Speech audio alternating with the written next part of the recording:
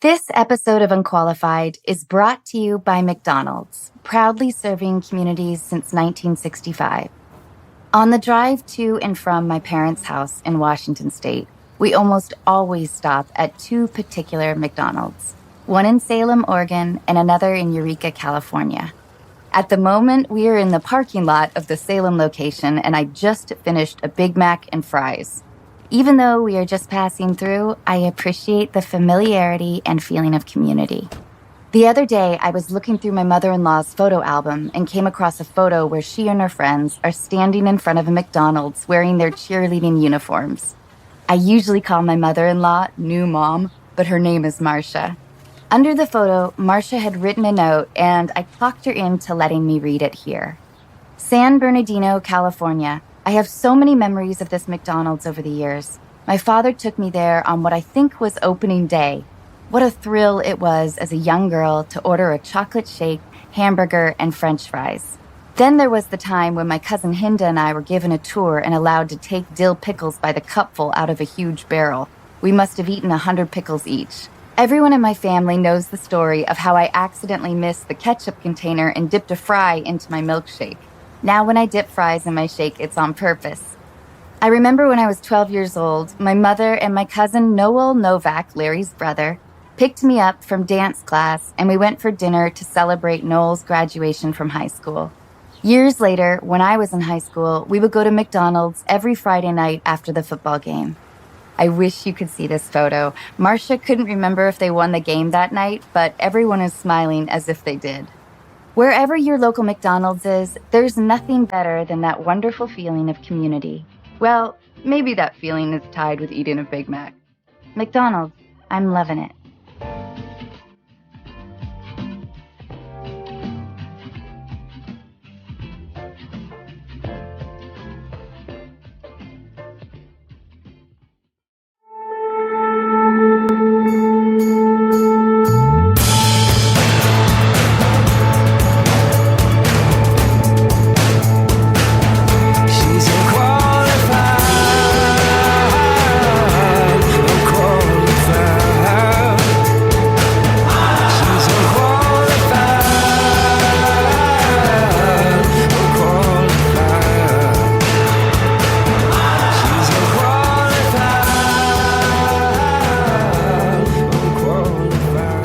Everyone, guess what? James Gunn wanted to start a relationship advice podcast.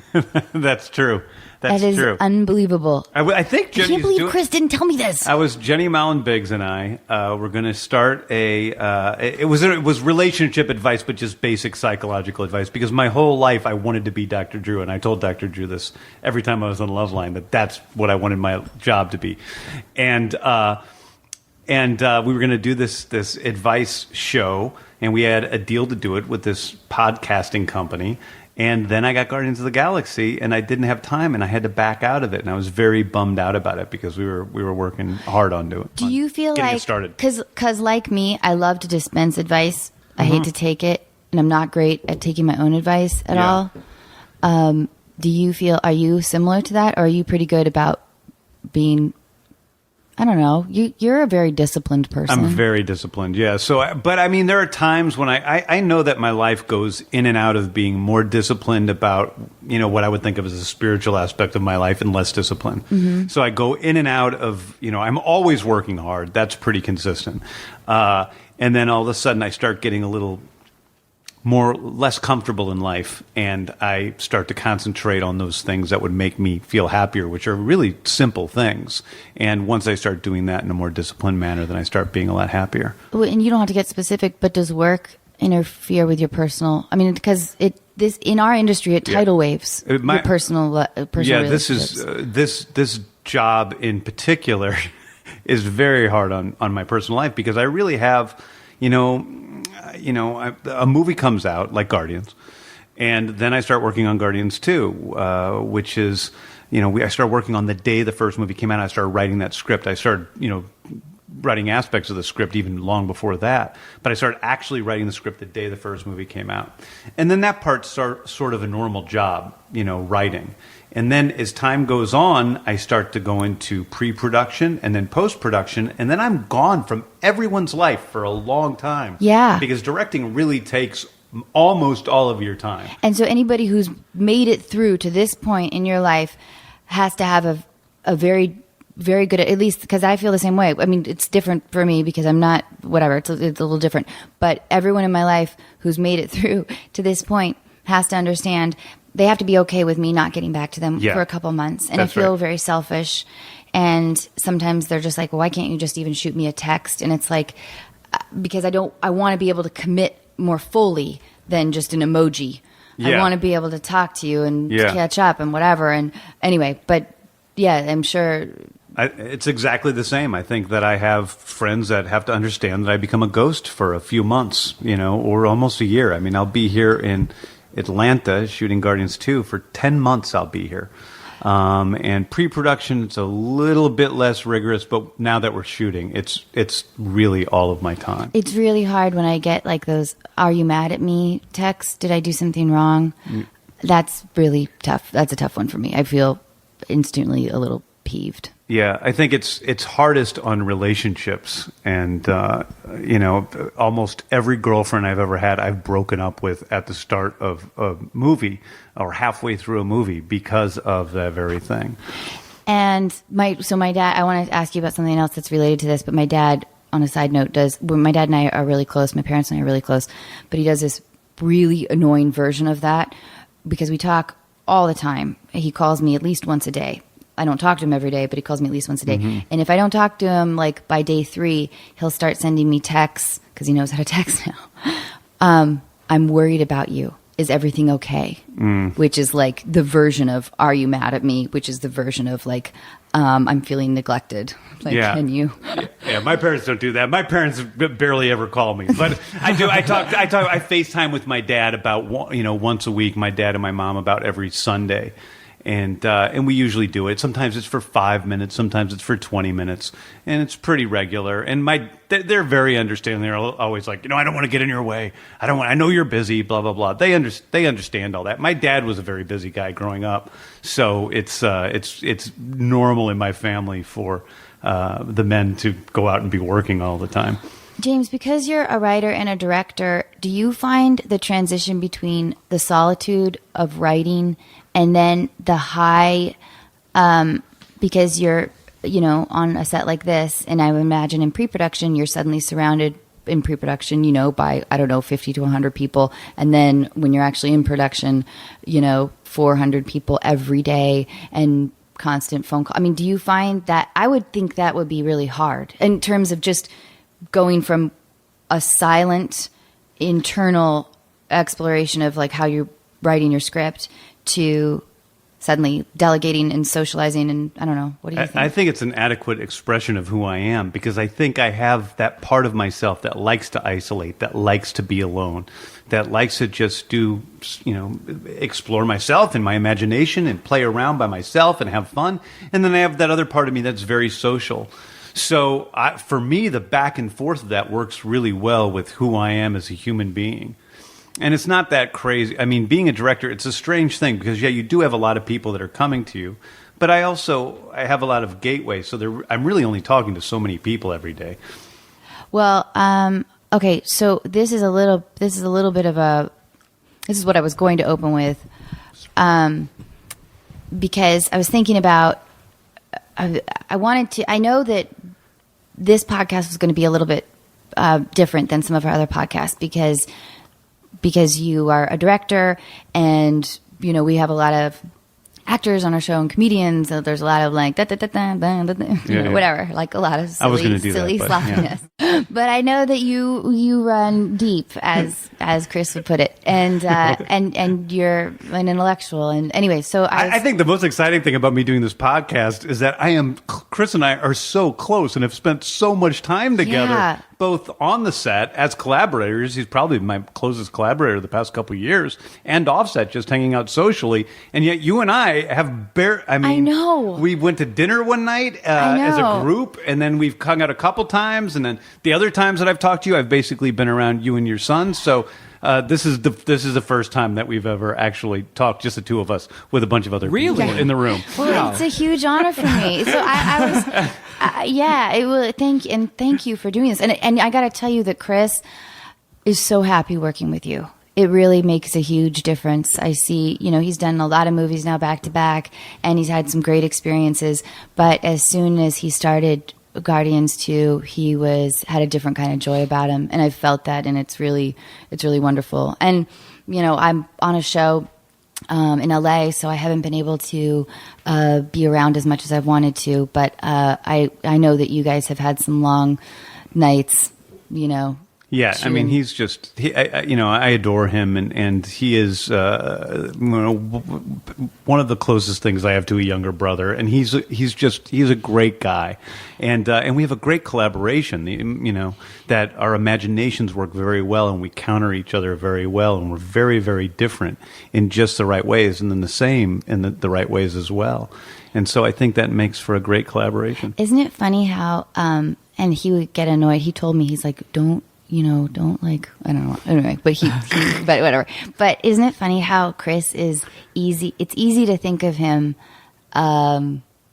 as one type of person, and then when you get to know him, he really can kind of take you by surprise. Yeah, he's very, in a very simple way, I think the most unusual thing about Chris is he's a very serious guy. Yeah. And he is not, and he runs deep. Yeah. And I think that people think of him as this fun guy which he is. He is a fun guy. But, and not to sit here and talk about Chris's personality, but he's a really serious person who's very cerebral. A lot of layers. And that's a different type of actor to work with than, some of the other actors I've worked with who are sort of very id-driven. They're just kind of present and there and not really thinking. And Chris isn't like that. He's a thoughtful person. We spend a lot of time, and this is the first time this has ever happened to me, but like late at night, like Chris and I will spend a lot of time talking about characters. I'll ask him about line delivery. We spend time like collaborating and brainstorming and making up like thinking about, ridiculous projects and characters we want to play. And I've never had that experience before with another actor. Yeah. And it taps into something that, I don't know, it's hugely satisfying for me. But I think to look at him, like, he wears his big cowboy boots and his America shirts and whatnot. And I think it's easy to just think that he's one thing. And I don't know, it's one of the best things about him is that how he's kind of slowly, and it's not manipulative at all, but how he slowly kind of reveals his layers, his differentness. And I think in a way that's true of a lot of people in the public eye, because people start to think of them as this one specific thing, and that's what my life is, that I'm this like uber fanatical geek, and that's sort of my thing that I bring to the audience. But there's all these other aspects of my life that I think about a lot, and it's not really, you can't really be so public and be exactly what people think you are. It's just impossible. So now, okay, and I promised Chris that I wouldn't talk too much about this, and I know you've talked a lot about this, but I can't help it. He's my husband. I'm super proud. And but in casting of him, because you cast him in The Game Changer for him, sure. It's changed my life. It's it's had an incredible impact, and I know that he wasn't a likely choice at the time. He was pretty hefty and pretty unknown. But I love it that you clearly wanted somebody to play Peter Quill who had a sense of humor, and I love it that you gave him. There's that. I don't know how you feel about it, but there's that amazing. I don't know how you feel about it going viral, but there's that amazing audition piece between Chris, him and Bautista. Yes. Yeah, that's it. That's how he got the role, because it was. I saw Chris read. I mean, people know this story about how I didn't want to see Chris for the role, and why was that? I thought he was the like chubby, funny guy from Parks and Rec. I didn't see it. And Sarah Finn, the casting director, kept pushing me until I saw him. And then I saw him, and I knew, and this is 100% true, within 20 seconds of him reading, I knew he was the guy. Why? What was it? Because, I was looking for somebody who was like Downey was with Tony Stark, basically. Somebody who could fulfill all the words I had on the page, but at the same time brought something extra outside of that to the role. Because just being this charming, funny guy wasn't enough, if that makes sense. Well, and Chris is a natural hustler. And a lot of us, He totally is. Yeah. like he knows, he grew up, not very wealthy or anything, and he's had a ton of different jobs, and he knows how to. So he has like that impish, mischievous hustler quality that Peter has. Yeah, I also think it was he has a natural vulnerability about him as an actor, which is what makes him a movie star for this time period. Because he does have a lot of classic movie star stuff. He does have a lot of Gary Cooper type stuff, but he has this vulnerability that is very different from those actors from the past. And that combined with the fallibility combined with the cockiness. Yeah. That's what made that character. And that's what was so different about him. But it was mostly, it was just his charm, and he fit into the right role at the right time. And I told people back then, like as soon as we started going, people would say, what about Chris Pratt? How did you cast, somebody who's not well known for this big role? And I said, Chris Pratt is the biggest movie star in the world. People just don't know it yet. Right. And I'm really proud of the fact that I saw that off the bat. I got to tell you, I would do anything for you, James, because I have to thank you from the bottom of my heart. Because I got to tell you, when I worked with him, we met doing a movie called Take Me Home Tonight in 2007. It was shelved for a long time, but when we were boyfriend and girlfriend in the movie, and sort of offset, I knew he was charming and popular and like an affable guy or whatever, but I didn't really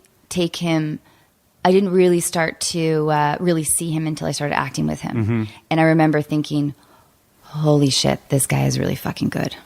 And it like sent goosebumps. Because, I bring to the table when I do a role, a pretty strong point of view. So and it frustrates me because oftentimes you work with actors who aren't bringing a strong point of view, and they're like trying to find it in the moment, and it's like take 20 and you're like just like whatever. But and Chris brings he brings a really strong point of view as well, and I just found that unbelievably sexy, just how good he was.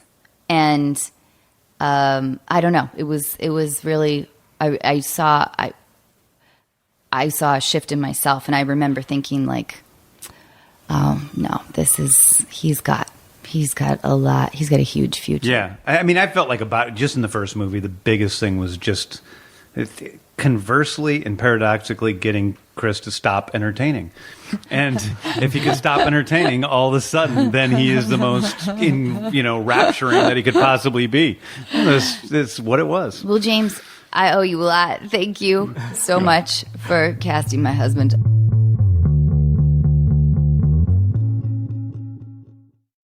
This episode of Unqualified is brought to you in part by State Farm. And in honor of their surprisingly great auto insurance rates, I'm going to tell you about a particularly surprising day on set. It takes me a long time to read a script. For almost every line of dialogue, I will stop to figure out why my character would say it, how it fits in the conversation, and how it's going to come out of my mouth. Between the lines, there are larger chunks of text which describe everything else happening in the scene. Maybe what a room looks like, what characters are wearing, and what they're doing. As I often underestimate how long everything in my life takes, I know I can make up some time by reading those larger chunks a little faster. I got the script for Overboard about 6 months before we started production. I read it in my warm living room, wearing comfortably warm clothes, sipping from a warm mug of tea. Somehow, it never occurred to me that when you jump off a boat in the middle of the ocean, the water is surprisingly cold. And it doesn't get any warmer on take 2. Here at Unqualified, we love State Farm because they provide coverage that meets your needs at a surprisingly great rate. Like a good neighbor, State Farm is there. Call or go to statefarm.com for a quote today. This episode of Unqualified is brought to you in part by Warby Parker. Warby Parker was founded with a rebellious spirit and the lofty goal of creating boutique-quality eyewear at a revolutionary price point. Sunglasses, with or without a prescription, start at $95 and, just like eyeglasses, are available through their home try-on program. You just choose 5 pairs and see which ones you like. I was surprised by how quickly they arrived, which presented me with the immediate problem of deciding which ones to keep. I loved all of them, so you can guess what happened. And not only can you feel good about how cool you look, you can also feel good knowing that for every pair of glasses sold, Warby Parker distributes a pair of glasses to someone in need through partnerships with nonprofits like Vision Spring. Offering eyeglasses, sunglasses, contact lenses, and eye exams, Warby Parker is committed to providing exceptional vision care online and in stores. So put your FSA or HSA dollars to good use on Warby Parker prescription glasses, prescription sunglasses, contact lenses, and eye exams. Try Warby Parker's free home try-on program. Order 5 pairs of glasses to try at home for free for 5 days. There's no obligation to buy. Ships free and includes a prepaid return shipping label. Try 5 pairs of glasses at home for free at warbyparker.com/unqualified. That's warbyparker.com/unqualified.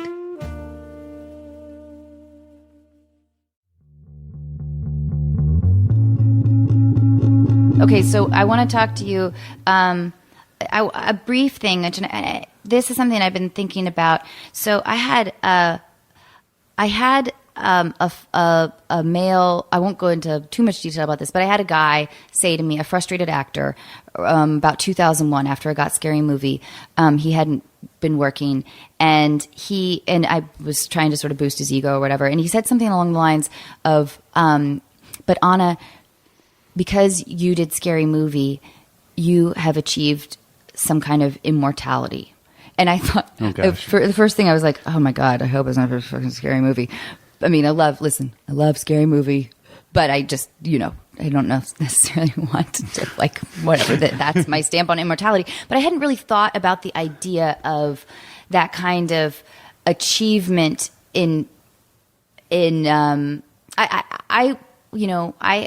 I love material things and I love acting and everything, but I hadn't really thought about the idea of needing to make a stamp, or I don't know. So I wanted to talk to you a little bit about that, because I know that it means, it's sort of a question, and I had Sim write this down because I wanted to phrase it appropriately, where you might have to admit to some degree of vanity. Yeah, sure. I have plenty of vanity. Don't worry. It's like I don't have to admit to some degree. It's been a huge driving force of much of my life. But now that you have an artistic imprint that will last until the zombies kill us. Even then, they might really love Guy. Yeah, maybe. I mean, the thing is, it doesn't make any difference. It makes absolutely. I mean, yeah. Sometimes I'm very competitive. First of all, like very competitive. So I really want to make the greatest possible movies I can make. And with Guardians Volume 2, I want to make the greatest spectacle film ever. Like that's what I'm committed to. But at the same time, it doesn't make any difference. It's all building sandcastles, because eventually we're all gone. Whether we're gone or go somewhere else, we're gone. And, being immortal means what? Like, how long is humanity really going to last? It's not immortality. And the overall scheme of things, it seems like nothing to me. I don't know if that's like a weird way to look at life, but I think it's a healthy way to look at life. I'm so zen about it. It's really about, it's about the struggle. It's about doing what I feel like I was born to do. It's about really fulfilling what I think my, reason is for being on this planet. And it's about serving other people at the end of the day, and touching other people and making other people's lives a little bit easier because of what we do. And that is what drives me at the core of it all. And then I have this other part of me that, like I said, is really competitive and always has been. And somehow those two things exist in me side by side, and they seem like they're opposing, but they're really not, because the competitive part of me helps serve other people. Yeah.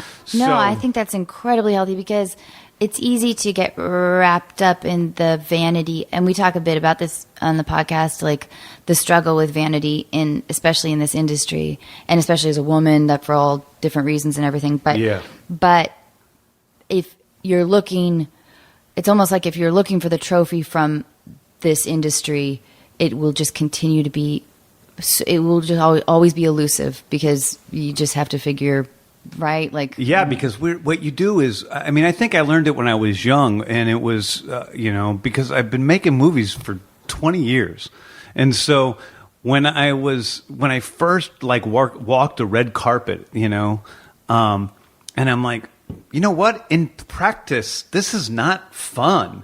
Like, this is just, it seems like it's such a great thing when you're a kid and you imagine yourself walking the red carpet and everybody's going to be looking at you and you're going to be so cool. But really, it's just completely sort of humiliating. And you feel like you're an animal. And then there's always the struggle for they're taking your picture, the person behind you, and the publicists are pushing you around. And the whole thing is just completely humbling and humiliating, and not at all, it's not that exciting. And when you're looking at somebody who's famous or successful outside of yourself, and you're seeing that thing, that's the thing you want to be when you're young, and you want to be famous, and you want to be successful, and you want to be rich. You're seeing that thing that doesn't exist because it is, by its very nature, outside of yourself, if that makes sense. Oh, completely. So it's like it's a worthless thing to chase after. And that's what I always tell people, because people are always telling me, I want to be an actor, or I want to be a director. I want to be this thing. And I'm like, do you really? Right. Because it's really about, Anna going to set every day and waking up at 6 o'clock in the morning and sitting there and going through this stuff and not really feeling the glory that other people think you have. Right. And enjoying that process. And yes, getting paid for it, which is great. But enjoying that process enough that it's worth doing, and feeling enough fulfillment from doing that it's worth doing. And my dog is going through all your equipment right now. I love it.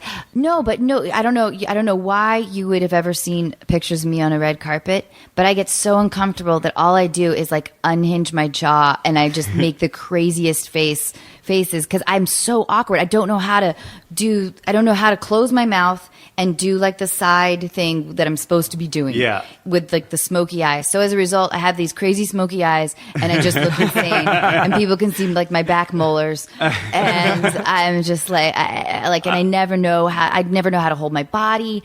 I feel because like you said, it's like I haven't gotten that character down. It's probably that red carpet character. I mean, how many people do you know that enjoy it? I can't think of anybody that enjoys doing the red carpet. I don't know. I know that there are people, because there are people that electively go to premieres that aren't their own. I know, but but they go because of the publicity they get. Right. But they don't go because they actually enjoy in the moment being on the carpet. I think we just don't know these people, James, but I think they're out there, and they may have a lot of reality television money. Yeah. Yes. Yeah. That's probably. You're right. There are people that don't. You know what I mean? Like, they're so self-centered, they don't even have the awkwardness that comes with looking at yourself enough to say, "This is so stupid." And yeah, because I'm with you, Chris, and I struggle a lot, and it's embarrassing almost to admit it because it sounds very arrogant. But I struggle a lot with the publicity side of this industry. Side. It's a thing you think when I was a kid. It's a thing I imagine.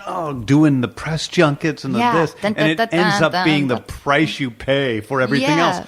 And the movie coming out is the price you pay for doing the movie. Yeah. Because the part that's the best is the creation of it. Yeah. And the rest of it you just have to let go.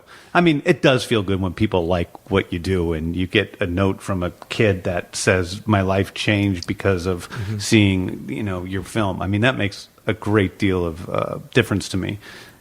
But primarily, it's about having to be in the moment and creating that that project, and the creation of it is the thing that has to turn you on. Otherwise, it's not worth doing.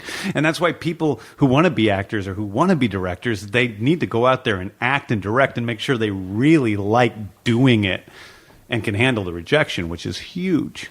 You know, this is such a sidebar, and Sim might get annoyed with me. No, but of course not. We were talking about with an actress in an earlier podcast about this whole "ask her more" #ask her more concept. I don't know if you've heard about it. Yes, it's about asking her more than what she wears. Right, which to me is like, it just feels so stupid. It's like, that's what we're like. Those are like the 20 seconds that you spend with each journalist that you just have to get it over with. You just have to do it, and if you can just tell somebody what you're wearing, who cares? Yeah. Like, can't we? I don't know. I like the intention. You like ask me less. Ask me less. But I mean, I love the intention behind it. The intention is pure, but it doesn't really have the movement. Feels it doesn't so have the weak. performers themselves in mind, because it just makes things more difficult for this process we already dislike doing. Yeah, and it's like, it's not acknowledging, I guess, to sort of the frivolousness of the entire of the whole thing, extravaganza. Yeah. Anyway, that's a side note. Okay, but I want to hear. Okay, now I know. I want to talk to you for hours. Okay, so will you tell us a little bit though about how you? I know this is a story you've probably told a lot, but maybe in your own words a little bit about how you got Guardians, and how I know I was shocked to hear that you were going to start a podcast, and I love you even more. I didn't think I could love you more than I did already. But anyway, but then shortly after... Well, I was telling you right before we started, I mean, I really was getting to the place in my career where I had made a couple of movies. They were lower budget films. One was very critically acclaimed. One was not as critically acclaimed. Neither one of them made much money. One of them made a little bit of money, the less critically acclaimed one. The other one didn't. And so it was the time with movies when all of a sudden I was like, holy crap, my whole life I thought I was going to be the successful director, and I've been working towards that. That was what was going to happen. And maybe that's not going to happen. And I started saying, I was making money doing some video game stuff. I was making money, doing other things. I was involved with a TV project that I was going to do. And I was like, you know what? But mostly I felt like a lot of the films just weren't being seen by people, and that the movies that really mattered today were these big spectacle films, because those were the only movies that people went to the theater to see. And other than that, I might as well just be doing TV, because TV is really the media that people are connected to today, and video games, which people are really connected to. So I want to have an audience. So that was what was interesting to me at that time. And I'm like, people go to see Marvel movies. And I said this to my agent at the time. I'm like, people go to see Marvel movies, they go to see these big spectacle films, but nobody's going to give me that. They're not going to give me that right now. So I just want to focus on TV and video games and do that. And so I kind of dropped out. And about 2 weeks later, after I made this big proclamation, I got a call from Marvel, who I'd gotten calls from before. I knew them, and said, we want to pitch you something. Will you come in? And I was like, it's all the way down in Manhattan Beach, which is like an hour away from Studio City where I live. And I was like, and I almost said no, because I'm like, I'm not really doing movies right now. I don't know. And plus, they're not going to give me this anyway. And I go down, So wait, so I don't know how that part works. So they want to pitch you, and then what's the process? Then in all honesty, I think sorry, I keep not talking to the mic. I think in all honesty, probably 15 directors passed on Guardians of the Galaxy because nobody knew what it was. And they finally get to the list where it's like, oh, James Gunn. So that's really what it is. My story is not that much different than Chris's with getting the lead, except for we all have a version of that. Kevin Feige is me. Yeah. So it was like getting to that place. And then they had a list of directors that I guess they wanted to talk to about the project. And I came in. I was one of those directors. They pitched me on this idea of Guardians of the Galaxy. And then are you supposed to Like I just don't know how the mechanics work. Are you supposed to take away and then bring back? Yes. Okay. The first meeting was them pitching to me, and then if I was interested, the second meeting would be me pitching to them. Okay. And they pitched this idea of Guardians of the Galaxy to me. They showed me some initial art they had done from early on, and I knew who the Guardians of the Galaxy were. I'm a big Marvel Comics fan, but I thought it was not a great idea for a movie, and I thought it was weird. And I really wanted to do something that was big and commercial, and I was like, I don't know, this might be stupid. I didn't really see it, and so I kind of smiled and shook hands and left and was like, nah, I don't think so. I'm not going to pursue this. And on my way, stuck in traffic on the way home from Manhattan Beach, which took me an hour and a half to get home, all of a sudden I saw the movie in my head, and I was like, oh, I get it. It was all based around Rocket, and it was like this character that I thought was going to be like, because I thought it was going to be like Bugs Bunny in the middle of the Avengers when they first told it to me, and I'm like, well, wait a second. What if that raccoon was real in some way? Like, if a raccoon really talked, it sounds stupid, but if a raccoon really talked, how would it be created to talk? And what it seemed to me was like this incredibly sad story about this little animal that was taken and messed with to the point where he became a talking murderous raccoon. And it seemed so incredibly sad at the center of it that it grounded me. And then the whole sort of visual aspect of it came to me. And I felt as if there was a big hole in modern spectacle films because everything was so gritty and grimy and either just boring looking or just dirty and grimy. And to bring a movie with a lot of color to it, a lot of excitement, a lot of pop. And I just saw what the movie could be. And it was really those two things, the idea of where Rocket came from and the idea of visually what the film could be. And I went home and I wrote down this 15-page document about the look of the movie. And I connected it to all these different artists, Chris Foss and a lot of other people who I'd seen their work in the past. And then it was a reaction against, back when Blade Runner and Alien came out, those movies were very dark and gritty. And from then on, all science fiction movies were so dark and gritty, and that's the way they looked real.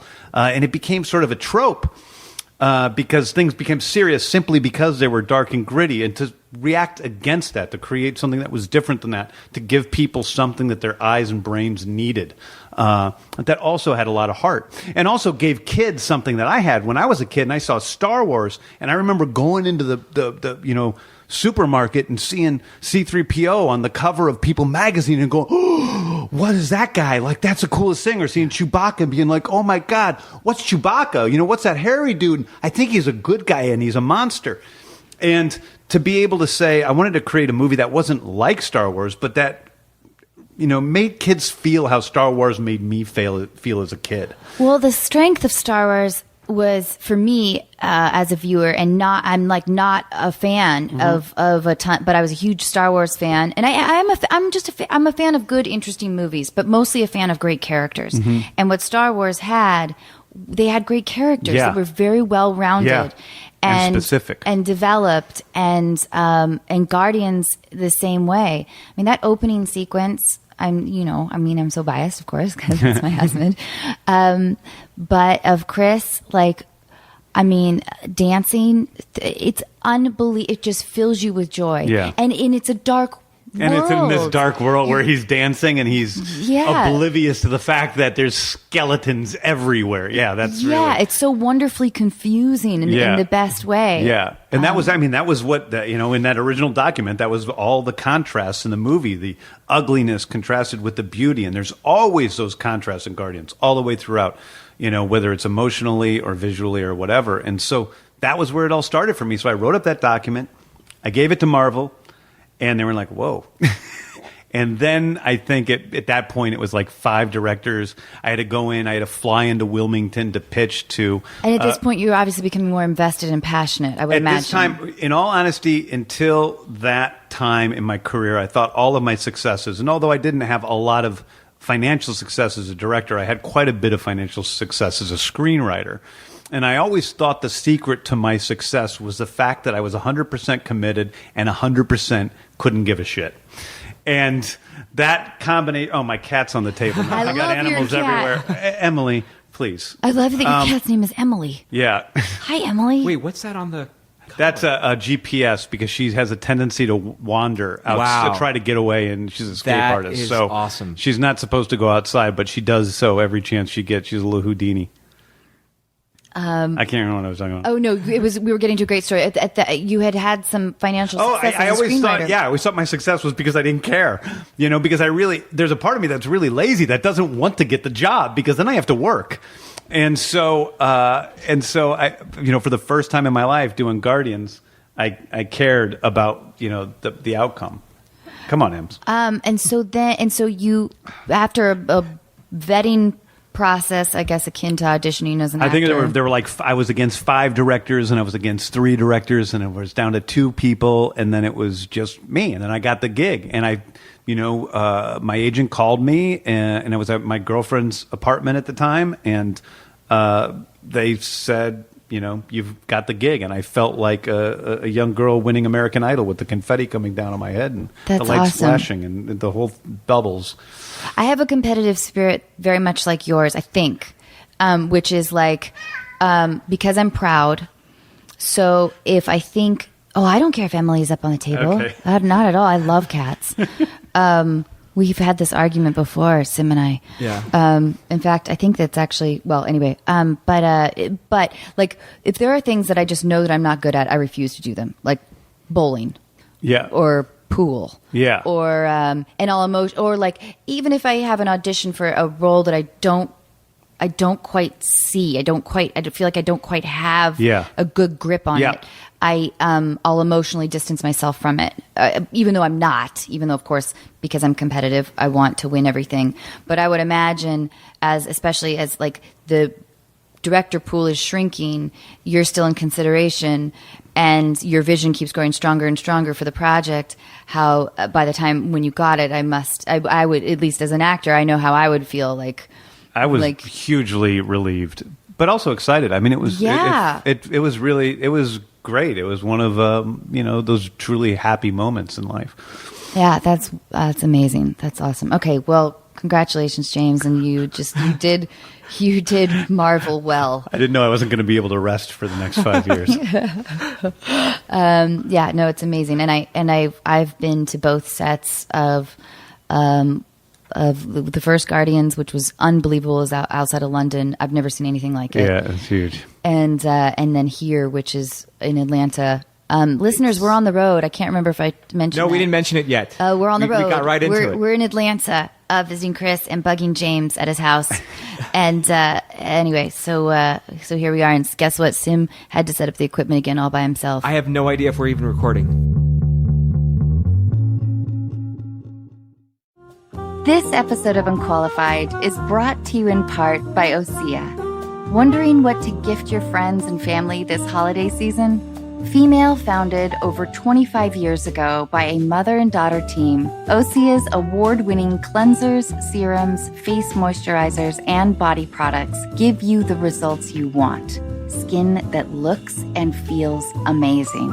I recently got to try Osea's new body butter, which, like their now famous Undaria algae body oil, transforms dry skin without being greasy, has the same incredible scent, and leaves your skin soft, smooth, and healthy looking. If my experience is any indication, you can count on your partner giving you a lot of compliments. This holiday season, stock up and share your new favorite clean skincare and body care with your friends and family. Unqualified listeners get 10% off your first order with promo code ANNA at OseaMalibu.com.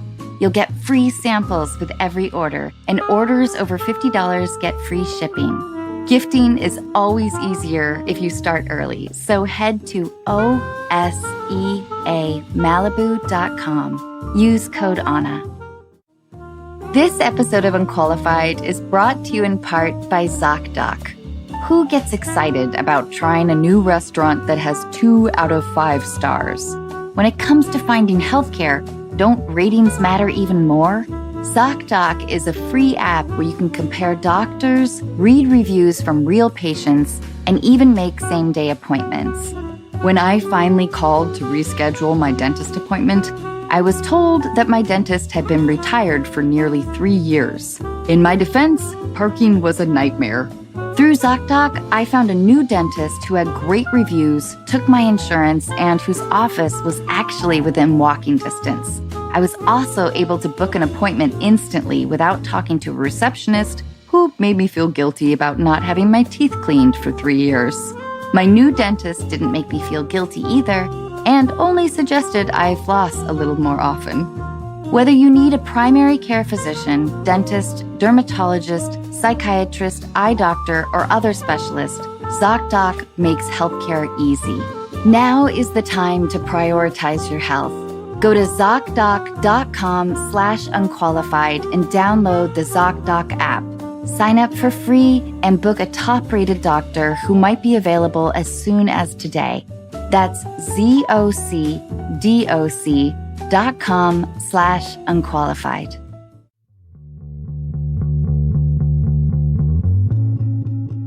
Okay, so now we're going to do a little bit of a rapid fire. Great. I'm ready. Okay. Go. At some point, if we have time, I want to talk to you about your directing style, but that's just Sure. an actory thing. But Good. okay. It's awful. I'm awful. I didn't see that. I think you're amazing. You know how I pushed everyone. Let's just keep doing it again and again and again. I love that, right? though. Yeah. But I want to talk to you more about that if we have time. Yeah. About Sure. Okay. Item of clothing you can't bear to part with. If the house is burning, is there one piece? Please tell me it's a T-shirt you're wearing right now, which says Yes, "Body by Cupcakes." Oh, that's Johnny Cupcake's T-shirt. He's going to love that I mentioned him. I love it. You're not like that. I don't. Yeah, I mean, I guess I would just. My You mind. don't have, like, a listen, T-shirt when I that's was so well worn that you just love. This is how I think. When I was a little kid, my grandmother had a really massive, expensive doll collection that she had spent her whole life. This is a sad story, isn't it? She had spent her whole life collecting. And at one point, she took in all her grandkids. I think there were 6. I think there were 9 of us, 9 grandkids. And she took us in and she said, "Okay, one by one, you pick the one you want, and then you go back, and then you start back with that. That one person gets to pick 2, and then go on." And we go on, and I go up, and I'm like, "Grandma, which one costs the most money?" And she says, "That Shirley Temple doll." And I said, "I want the Shirley Temple doll." And then my brother comes up and he's like, "I want the teddy bear." And my sister comes up and she says, "I want that cute little Raggedy Ann doll." And then they keep going and going. And then it comes back to me and I go, "Which is the most expensive up there now, Grandma?" And I said, "I want that one." And then I just picked the most expensive dolls. And so when you ask me what item of clothing I would pull out of my house, I go, "Oh, I guess a Dolce suit or something because it's worth the most money." Oh, that's amazing. But I would really, if there was a fire, I would only care about my animals. As long as my animals are safe, and secondly, probably my hard drive, then I'd be all right. Okay. All right. Fair enough. Okay. First concert you attended? A band called the Motels, who sang a song called "Only the Lonely."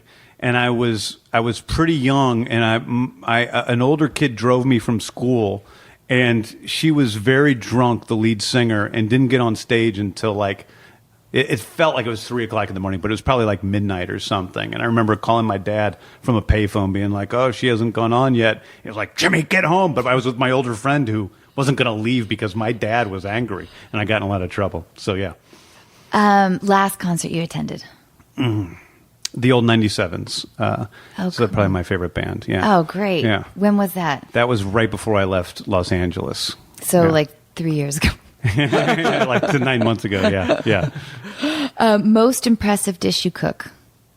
Cream of wheat. I'm really, really good at making cream of wheat. I love a good cream of wheat. Oh, it's the best. Do you do a little butter, a little brown sugar? Oh, yeah, a little butter, a little brown sugar, 100% milk, whole milk if it's available, yeah. Okay, here's a twist on it, too. My mom used to be obsessed with, packing us with protein and calcium. Uh-huh. So she would whisk an egg. Have you ever done this? You whisk an egg, but then you have, because you don't want the egg to cook, it turns the cream of wheat a little bit yellow. I love Emily. Emily's on the table again. Wait, and I you love put Emily. the egg in there? Okay, so you whisk an egg, right, in a separate bowl, and then you slowly add little dollops of cream of wheat while you're whisking it, because you don't want the egg to cook. You want it to become scrambled. So you have to slowly incorporate the egg, and then you eventually, after you've gotten the egg a little bit more incorporated, then you dump it into the cream of wheat, and it makes it a little bit yellow. You don't taste the egg or anything. Oh, that's awesome. But it is okay. I'm definitely delicious. doing that. Okay, give it a whirl. I've tried taking like Chinese, these flavor packets for soup, like black sesame, and putting that in cream of wheat. Wow. Yeah, it's pretty cool. Wow, I like this. This is James Gunn cream of wheat cookbook. It's the only thing I can cook. Like, Sim, this will finally get our sponsor. Yeah. Cream of wheat, yeah. Finally. We've been They waiting tweeted so me the long. other day. They tweeted me the other day, and I was like a young girl getting tweeted by Beyonce because that's my like God. as exciting. I love cream of wheat so much. Yeah. Okay, would you rather never be able to use Google or any internet search engine again, or have everyone see everything you've ever searched for on Google? I definitely. I guess I'd have to give up Google. But no, you have a great defense. I have an assist. I have two assistants. Yeah. I can just have search for me. But think hey, about Jake, look up this. your character defense. Like, you could be looking up like anything in the world, and you could still make a fairly strong case that you're looking up for a bad guy. Yeah. Well, it's not. It's just, oh yeah. I don't know Yeah. how You're far like- internet porn takes you Right. into character. What do you call like a menage a trois? Like, what do you call like an octagonal? Like, if you've got 8 people having sex. An orgy. That's an orgy, or it's guess. a gangbang, or it could be a bunch of different things. Oh, I Could be just a wish there was a bukkake. Or could be, spectacle. Like I wasn't going to go there, but it could be a what? A bukake. A bukake? What's that? Oh yeah. Oh, come on, we don't have to get inform into it. me. We don't have to get into it. Please. All right, I need James, to go learn ahead and something explain it to new. Anna. Who listens to this podcast? Nobody. No, I mean, does a bunch of young kids listen to it, or No, I always tell them to fuck off. It's mostly, it's a kind of generally Japanese porn where a bunch of men stand around a woman and have an orgasm on top of the woman. So they do a circle jerk on top of a woman. Yeah. yeah. Right? Yeah. That sounds like fun. It's not, you know what? As bad as it is for the woman, like which you focus on immediately, you go, oh my God, that's disgusting. I would never want to be one of those dudes. That's disgusting. Do you remember Chat Roulette? Yes. So my friend and I used to go on Chat Roulette, and there was a time when you could actually like meet a stranger and actually kind of have. There was a very brief window where you could actually like be talking to somebody, some drunk person in Yugoslavia. Well, not Yugoslavia, but like whatever, all across the world, and it was kind of fascinating. And then it quickly became a bunch of dudes just jerking off. Yeah. So my friend and I would go on, and because I was a little annoyed, because I really did enjoy talking to, as you can see, I started a podcast talking to strangers, but we would root for them. We'd be like, go, go, go, you can do it, you can come, go, go, go, you can So do it, you'd be you can do it. You'd be watching a guy jerking off? Our hope was that we would annoy them so much that they would. But did they like next us. We usually got nexted, I would say, between like 2 to 4 minutes, because that's a long time. Because we did. It started to sound very mocking. Yeah, it was a surprisingly long time. I know, but I think a lot of guys want that. But we were like, "Yay! Come on, you can do it! You can do it! Let's go! Rub hard, rub hard." I'm just like picturing a guy, masturbating, and then all of a sudden he sees Anna Faris as his cheerleader. Yay! You can right. do it! You can You're do it! pretty Let's well known go. by that time. That's Exactly. even weirder. I know. That's got to be the strangest thing ever. How many guys went to completion? I never saw anyone go to completion. Okay, great. I think it was our goal was to frustrate them. I talked to a woman one time who worked in one of those booths, Oh, yeah? and she told me a lot of stories that were so disgusting that I can't. I would imagine some of those guys would really like the "you can do it, you can go" thing. Well, what if I Because told it seems like you? the majority of guys that came into that situation were guys that wanted her to be mean to them. Right. Oh, yeah. Well, what if I told you that my friend was a guy? Oh, I guess that makes a difference. And yeah. also kind of a well-known actor. I know exactly who you're talking about. It was Tom Cruise? So if you have like these two idiots that are like, Yeah. yay, Yay, you can do it. Let's go. Yeah. You know, I was imagining it was two women. come on already. Come on. Yay, whoopee. And this guy is absolutely And he's hysterical, like, too. Yeah, he's like, come on, dude. Come on, man. Rub it out. Come on. Yeah. We'll tell you after who it It's is. so horrifying to me to be you guys that I can't. know. I cannot. I'm like, It was my chat. It was my chat because I've roulette been on there for like revenge. 2 seconds. I went on there with my ex-girlfriend, and I remember we were trying to pretend we were dead or something like that, so they would come, but it was, I couldn't really stand it. I get really easily grossed out, which is surprising Yeah, considering some me of the too. movies I make. Really? Oh, so easily. So grossed what out. about like just okay, setting aside sexual stuff, what about like blood and like could you ever be a surgeon? Yeah, I worked in a hospital. I saw people when I was a kid. I worked as an orderly, and I saw people die and all that stuff. That doesn't Whoa. bother me. But I don't like poop. Yeah. And I especially don't like the idea of poop. So like I really like the show Togetherness. I do too. My girlfriend and I were watching it, and we were totally. She kept laughing at me because I kept showing baby poop, and every time that baby poop came on, I had to turn my head and put my hand against the screen because I found it so incredibly disgusting, and it was ruining the whole show for me. And they did it like 3 times they or don't 4 need the times. insert of the baby poop. Oh, it was so There's gross. It no was reason so for gross. that. But that's the kind of thing. I mean, obviously, it's just pudding or something. What about if somebody vomits? Does that like Well, I don't like that, but I don't think I have the same reaction doesn't, that like, gay. other It people doesn't- do. right. Yeah. Okay, what sitcom world would you most want to live in? Were you a fan of sitcoms? Oh, yeah. Yeah. Because I know my answer, but I don't want to. I know my answer already. What is your answer? Emily? Cheers. Oh, that's a But good one. they're Sit kind around a of bar and hang out. And They're sort of depressed at Cheers. They're all sort of depressed people. I got a pretty good one. What is yours? Golden Girls, Florida, Girls. Yeah. Palms. Yeah, that's... Come on, James. I don't Come know if on, I'm gonna come hang live out with on me. Golden Girls is probably not. I guess Mork and Mindy, I guess, because he's like a spaceman and it's funny. Yeah. I don't All know. right. All right. That was the first thing that came to mind. What about Alf? Fam- No, I love Alf. Alf. Oh, my Alf. God. He was so funny. He wants to eat cats.